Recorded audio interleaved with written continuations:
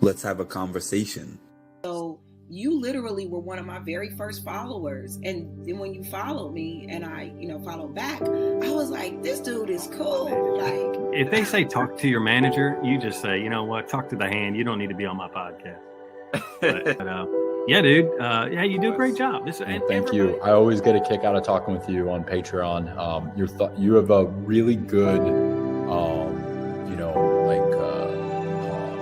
view on everything. That wasn't planned. You know what? I like this Canadian. Well, like this one. Well, thank you. I appreciate it.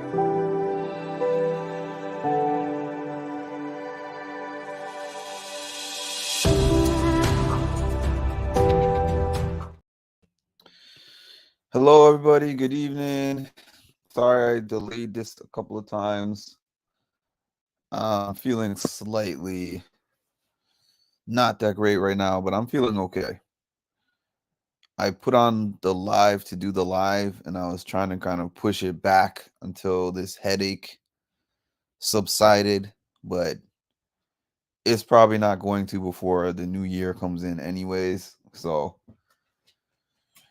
just had to throw it on, especially once I hopped on here and saw that there was all these comments. All right, so let's get to these comments really quick.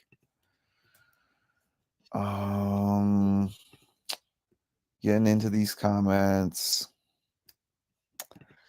Good evening, Colleen. Good evening, D. Okay. Hi, Miss Snappy Kid.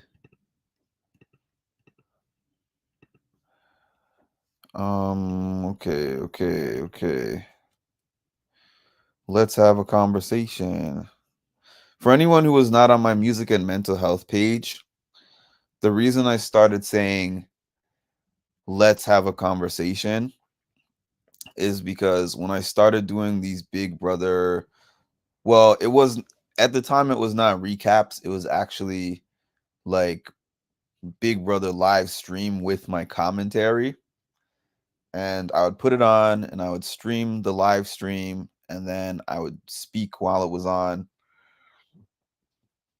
And a lot of people were like, you know what? I really like how you have a conversation style to your page. It's not like you're just giving us the analytics, and it's not like you're just giving us the play by play. This is what happened here. This is what happened there.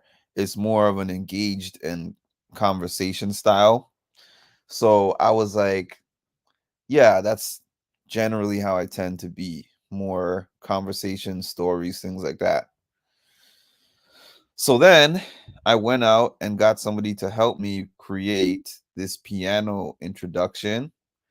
And then when I put the introduction together, I was like, this sounds perfect, but it's missing something, a tagline at the end.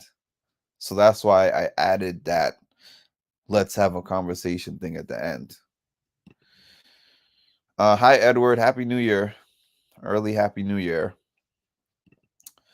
Hi, Ma. For a second, I thought I accidentally caught the end. Hey, people. Thanks to y'all for showing up. I didn't know how many people would jump on here. There's 8. I didn't know if there would be any. A few, a lot, but thank you to the people who showed up here. I know that some people probably have New Year's plans. I'm going to be bringing in the new year at home. I don't usually do anything for New Year like that, but if you are going to be doing that, be safe. Have fun. Perfect timing. I've got to be in, I've got a place to be. Ed. I hope it's not going to be going back to DW, to FDW, Ed. Man, you got to be a regular. I feel like only the Discorders are going to remember what FDW means. Makes sense. Happy New Year, Cindy. Okay, let me throw this camera on for y'all. I didn't really feel like being on camera, but let me throw this camera on real quick. Okay, I am here. Okay. I never did anything for New Year's either. Yeah, I mean, I watched the ball drop on TV. That's about it. I'm staying home as well. Please have a few for me. I miss those days. FDW. Appreciate that, Edward. Thanks, Ma. And yeah, F that DW. Mark jump scare. I'm sleeping through the night. There's been at least 2 New Year's Eves in the last 10 years that I have not been awake when it hit midnight.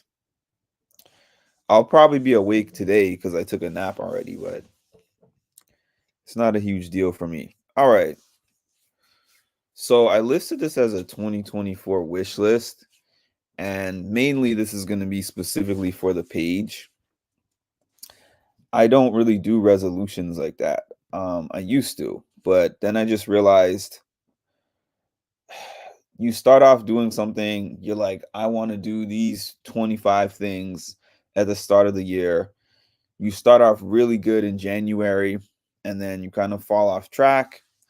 Then February, maybe you're trying to start again, and then March, and then you're like, next year.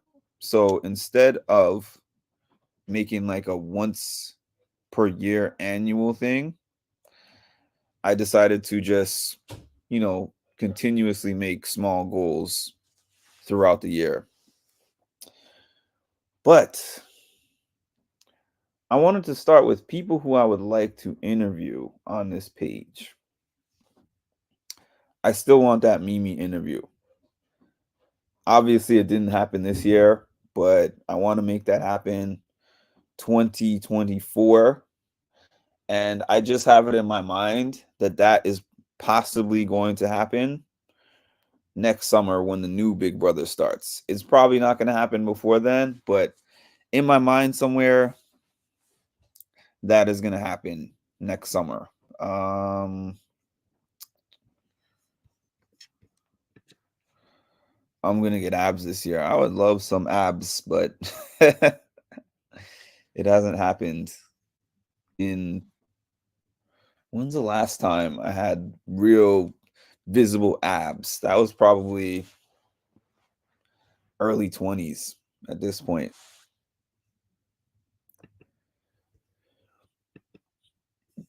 My main goal is to grow more financially and take baby steps through life. That's a great goal. Hopefully get a car in my name. Those are all great goals, Ed. I have a car in my name and it's a headache in New York. That's all I can say. But it gets me around.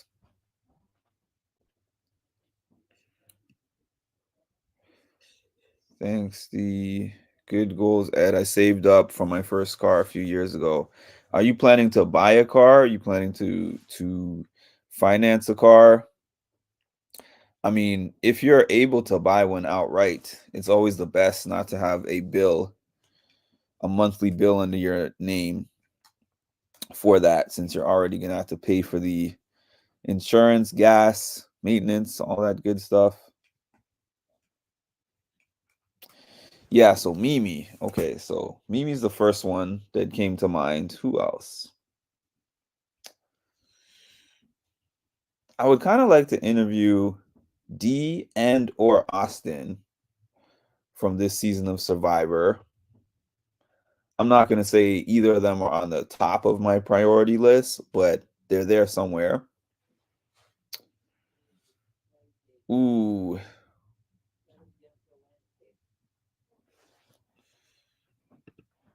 Mostly financing. Okay. I see. I did that. I almost paid off my car that I have currently. I bought it in 2018, so it's been about 5.5 years that I've had it, going on 6 years. Wow. So it took me it's going to be about 6 years that it took me to pay it off. But make sure that you pay attention to everything that you're signing if you go to a car dealership. Because I got my car at the car dealership, and the car, when I bought it, was $12,000. So I remember when I left that place, I I gave them, I want to say, about $3,000 that day to get the car off the lot. And I knew that not all of that was for the car, because I knew that there was some money for the title and the registration and stuff like that. I knew some of it was that, but I thought a good chunk of that 3,000 was going towards the car. And then I made monthly payments on the car for a year. And I looked at the end of the year and I was like, why do I owe over 11,000 when I have spent 5,000 this year on this car? And then I saw that they were cheating me on a lot of ways, in a lot of ways. The interest rates, the interest rate for the car. If don't take the first interest rate that you get, first of all, because I don't know if you're going to go to a dealership or not, but when you go to the dealership, they'll be like, we're working with such and such bank, and this is the interest we called them, and we got the best interest rate for you, blah, blah, blah. And next thing you know, you're locked into some huge interest rate. You get your own. You can negotiate your own car loan, and you should, because that's the only way you're going to get this under $200 a month payment that you want.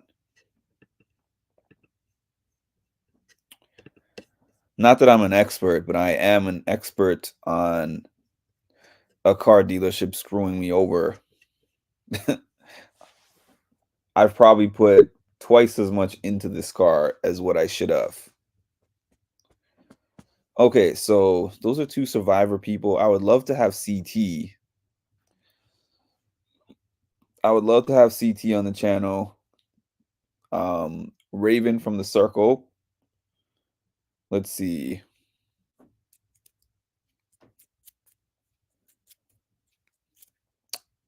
Sari. I would be interested in speaking to Sari. Which reminds me, I actually have to check out that YouTube thing that she did and see if it's any good. She did a YouTube. She's done a couple of YouTube videos.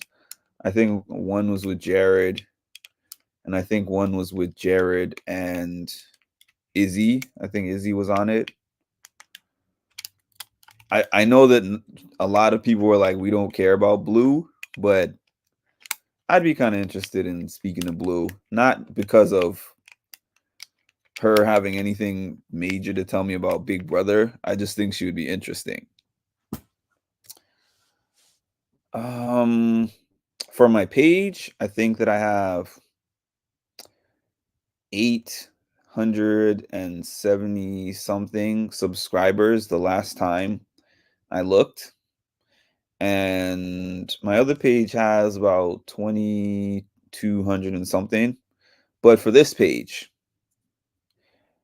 I would like to have over 5,000 subscribers before next year ends. And I think that with YouTube, things kind of tend to pick up steam. And then also, obviously, when the shows start, and particularly during the Big Brother season, is when it is the easiest and the hardest. Because it's easy because there's such a huge Big Brother fandom, but it's hard because it's exhausting to maintain doing so many different videos during the season. But I'm grateful for that time because that's also the time where there's the most traffic on my channel. So those interviews that I listed, 5,000 subscribers. Would I go on a show? I applied for The Circle this year. And what did I apply for? This other show, it's not a reality show, but I applied for Don't Forget the Lyrics randomly because somebody sent it to me and said, hey, you should try for this. I applied and they gave me a call. It's the first time I had ever gotten a call and gotten to the second step, but I guess I didn't impress them enough in the call. It was unlikely for me to do it anyways because they said that I would have had to go to Ireland because that's where it was filming, and it was filming within 3 weeks or something from when I applied. So I would have had to go over there and be there for at least 2 weeks. And I didn't even have that kind of time off available to me at that time. 5K subscribers is realistic. Plenty of reality shows for 2024. Thank you. Starting with January 12. January 12, we'll get the traders, and I'm excited to do recaps for that. Although the traders is going to go kind of fast. Well, let's see. I think they said they're releasing the first 3 or 4 episodes together, and then everything else is going to be once a week. So I guess it'll give me probably a couple of months, probably 2 months that I'll be able to recap the traders. So my first recap is going to be episodes 1 to whatever, 1 to 4, if 1 to 4 drops. And then after that, I'll be doing weekly recaps for that. I don't know why the Circle is playing around because I've heard that the Circle season 6 and 7 has been recorded already. And I have something really cool planned for that. But their timing is really annoying for me right now. You know, I have to check out. I finished Traders Can. I finished Traders Canada. I need to check out UK. But Traders Canada was so interesting. Traders US and Traders Can had similar formats, but there was differences about them. Traders Canada had more twists to it. They had more twists, they had more different options. And then the way that Traders US worked is that the traders worked together for a while before they turned on one. I think when they turned on Cody, I think they were already on episode 7 or something like that. But they turned on this lady from episode 2 or 3 in this season. And then Kuzi and Mike were kind of frenemies for the rest of the season. I was upset at Kuzi. I was like, Kuzi, because I was looking at it and I was saying to myself, clearly you have enough information to know that Mike is not really working with you. And also, people are throwing it out to Mike that you want to get him out. So it was like either you clip him or he clips you. Yeah, I have to give Magic Mike credit. I have to give him credit, even though that's not at all who I was rooting for, but I got to give him credit where credit is due. I always give credit to the winners, whether I like them or not. And also, I mean, he played the game well. No pun intended, but he held his cards very well, and he always was able to get out of every situation and not look like he was a traitor somehow. When people would question him, he would be like, "No, he was very level-headed, like, "Oh no, I've been very transparent. I played an honest game." He was able to pick out 2 traders and call them out, his fellow 2 traders, and call them out at the round table and not have any suspicion on him. They just thought that he was so good at picking them out. And then that guy at the end, I don't remember his name. You are a really good trader to be able to recruit a guy and pick somebody who you knew you were going to get rid of immediately. That was good. I'm not going to be on here too long. It's 7:42 where I'm at. but I just want to make sure to tell everybody that I appreciate all the support throughout the year. Thanks for showing up. Thanks for the comments, the likes, the memberships for those who are members, the super chats, the donations, the commentary. I always say that the commentary is the best part of me going live, because I could sit here all day and just talk to myself. But when the chat is bumping, that's when it's the best.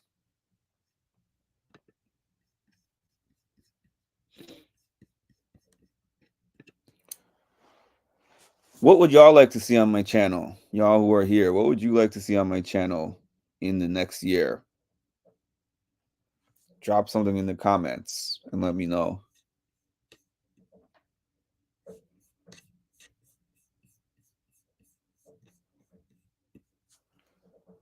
Other than maybe co-hosting with Oprah, you know, those types of things, getting a free car,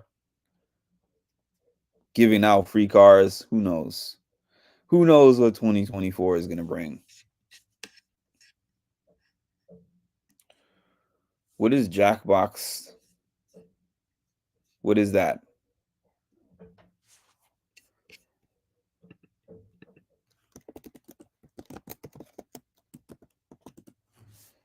Oh, it's another one of these game apps.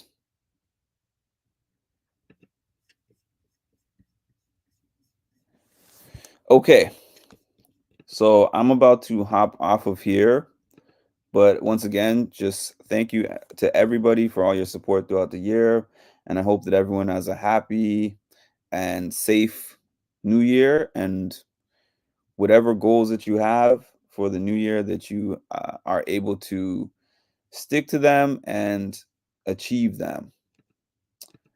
And I hope that everyone has a great evening, and we'll talk again soon. You are now tuned in to Mindful Reality, the channel that covers reality TV from a mental health perspective. What's up, family? It's Mimi from Big Brother Season 25, and you are now tuned in to Mindful Reality with Mark. I need for y'all to stop what you're doing and make sure that you like, comment, and subscribe, because the math ain't mathin', okay?